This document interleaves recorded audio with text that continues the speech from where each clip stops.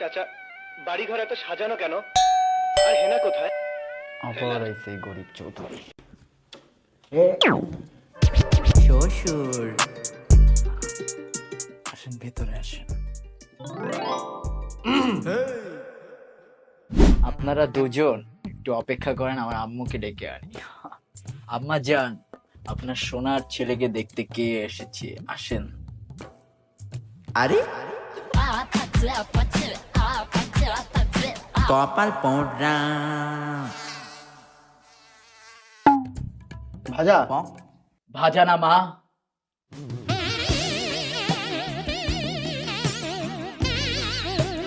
রাজা।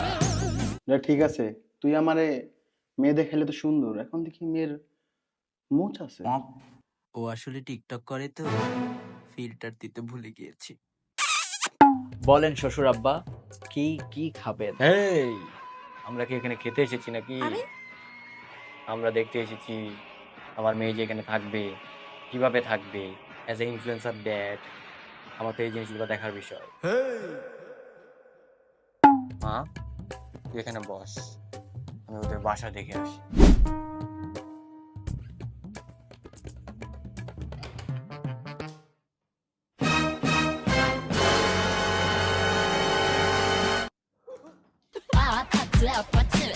না, এই বিয়ে কখনো হবে না।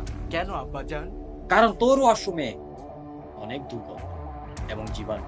না বাবা না, আপনি এটা করতে পারেন না, কারণ আজকে আমি বাজার থেকে ডাইলগস কিনে এনেছি।